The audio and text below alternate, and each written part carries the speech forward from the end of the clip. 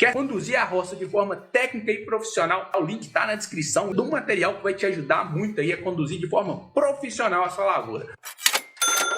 Bora lá, o Douglas Alves. Douglas Alves é conterrâneo meu aqui. Como é que tá os plantios aí, Douglas? Bora lá. Boa noite, Matheus. Fala um pouco sobre correção de fósforo no solo, pois minhas melancias não crescem e o fósforo está muito baixo.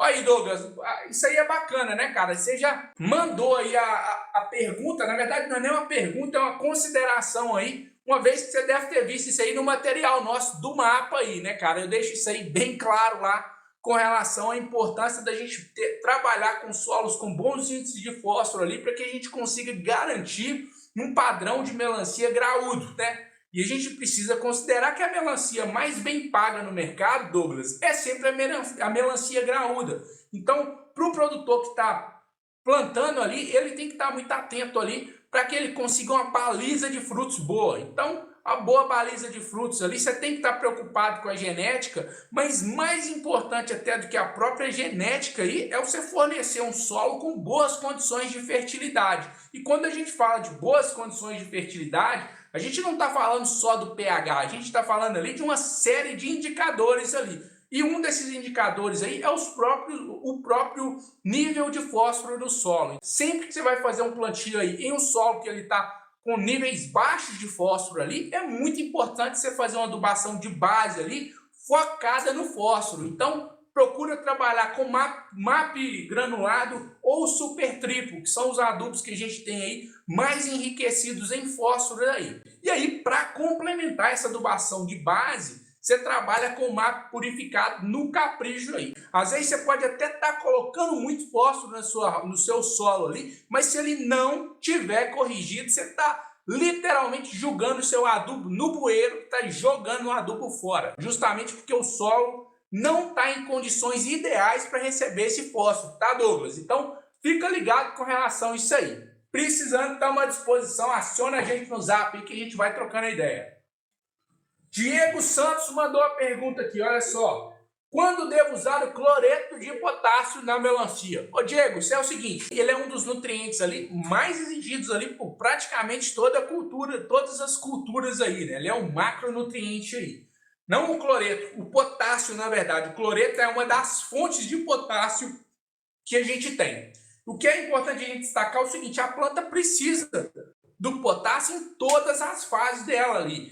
A verdade é que em algumas fases você acaba precisando de uma quantidade maior. Se você for observar aí a curva de absorção dessas melancias aí que a gente tem aí, top de linha aí, vamos falar de uma Manchester, falar de Top Gun, Liverpool, dessas variedades mais de ponta aí, própria 21 da Basf também, que é uma excelente variedade, a própria Galápagos também, que é outra boa variedade, tem diversas boas variedades de melancia aí, mas se você for observar a curva de absorção de praticamente todas elas ali, elas vão estar ali na fase de frutificação, uma exigência maior do potássio. Então, nesta fase é onde você vai precisar colocar maior quantidade de potássio. Mas não quer dizer que você vai colocar só na fase de frutificação, porque ela precisa do potássio em todas as fases ali, nas quantidades ideais. Aí depois, se você quiser um material para você aprofundar melhor isso aí, pega o próprio material nosso do mapa lá, que lá tem 3 programas nutricionais para poder te ajudar aí, tá? Aí você vai avaliar aí conforme as suas condições locais e adaptar esses programas aí para a sua realidade, tá bom? Excelente a pergunta também, tá bom? Bora lá, o Vanderlan Fonseca Magalhães. Oi, Matheus, abóbora no gotejamento dá para fazer uma boa produtividade? Vanderlan, confere um vídeo nosso do canal aí da abóbora aí, cara. A gente tirou uma lavoura aqui com 33 toneladas por hectare no gotejamento, tá? Uma das maiores produções aí que pelo menos que eu já vi aí, e tudo medido aí e apresentado no canal para todo mundo entender. Então, se você fizer um bom manejo, trabalhar com o seu solo ali, com solo com boas condições de fertilidade, fazer uma boa adubação e um manejo caprichado, com certeza você consegue ter bons níveis de produtividade. Então, uma pergunta aqui, ó, do Daniel Rezende. O Daniel tá na live aí. Na verdade, ele mandou para mim aqui, foi o seguinte, ó. Na minha região, quando está na época de chuva, apodrece muitos frutos. Vou colher daqui a 10 dias. Está chovendo todos os dias. Ele já até falou aí que já tá colhendo aí, né, Daniel? Bom, ô Daniel, isso aí até falei um pouquinho a respeito disso aí, inclusive na live de hoje, cara. Isso aí é o seguinte, sempre que a gente vai produzir abóbora nessas épocas que a gente tem condições climáticas de chuva mais elevada, a gente acaba ficando exposto a esse risco aí de condição aí propícia para o desenvolvimento de podridão de frutos, tá, cara? Isso aí acaba acontecendo aí de uma forma mais, como que eu vou dizer, mais comum do que a gente gostaria, né? Esse distúrbio aí, essa podridão dos frutos ou calo d'água acaba atrapalhando e prejudicando muito a produção dos produtores aí. Mas não é algo que o produtor tenha nada para fazer, tá, cara? Dificilmente a gente vai conseguir fazer alguma coisa aí. Não tem um produto que você vai bater que vai resolver.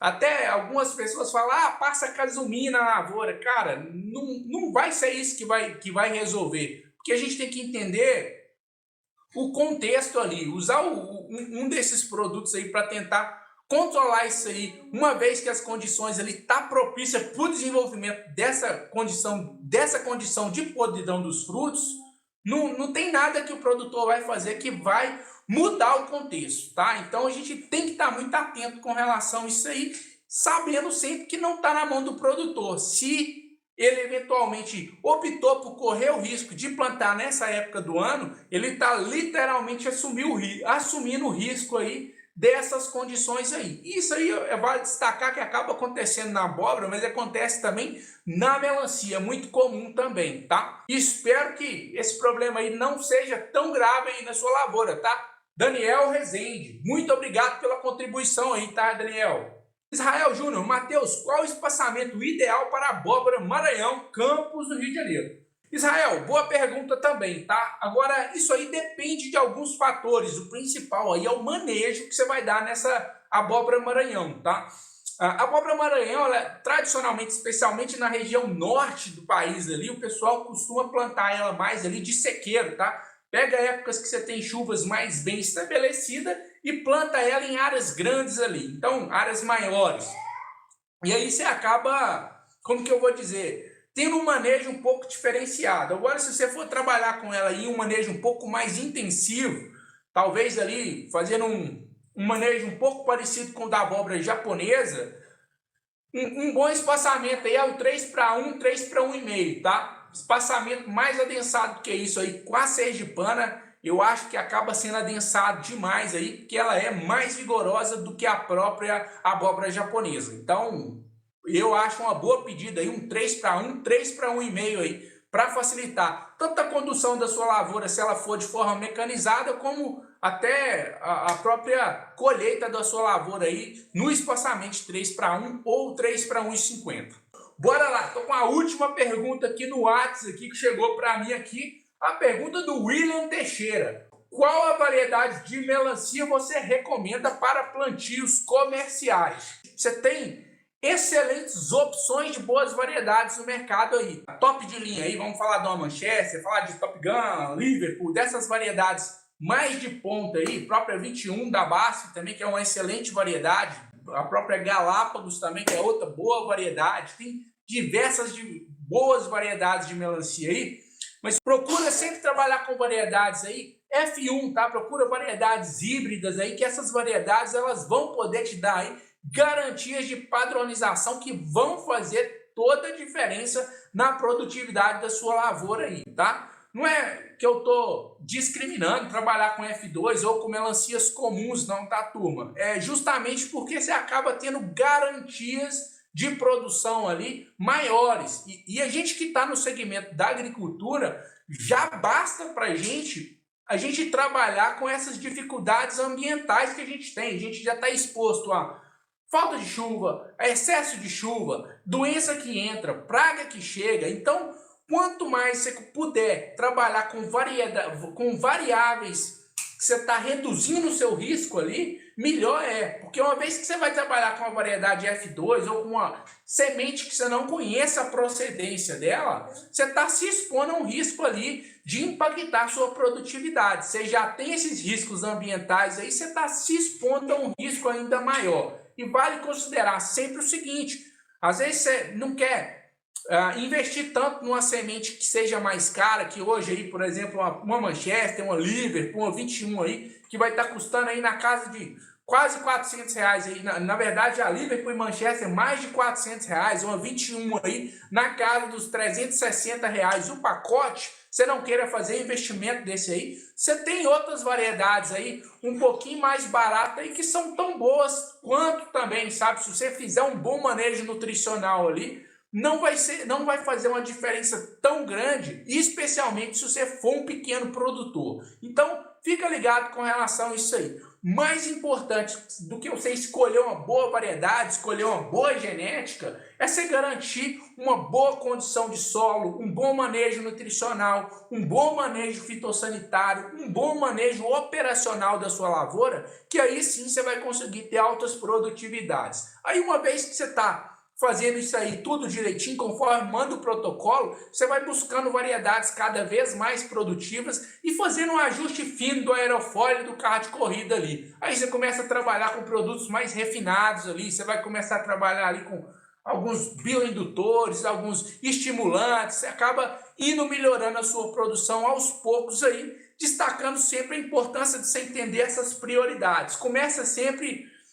com boas condições de solo, bom manejo nutricional, bom manejo fitossanitário, daí você vai ajustando para que aí lá na frente você consiga ter o máximo de produtividade por hectare aí, considerando também aí essa questão que você recomendou aí da genética. Genética é importante desde que você forneça as condições ideais para ela performar aí, tá bom? Excelente a pergunta aí também. Roça não é brincadeira, tem que ser levada a sério. Para quem está procurando conduzir roça em nível profissional na cultura da melancia, tem o nosso curso aí. Lá não tem nada de antena de barata com perna de grilo não, hein? Já tô avisando, o negócio nosso aqui é sério e é profissional. Larga essa turma aí da antena de grilo, perna de barata, sei lá que diabo que é isso, e vamos conduzir o negócio de forma séria. Estamos à disposição aí. Quer conduzir a roça de forma técnica e profissional? Entra lá, o link está na descrição do material que vai te ajudar muito aí a conduzir de forma profissional a sua lavoura.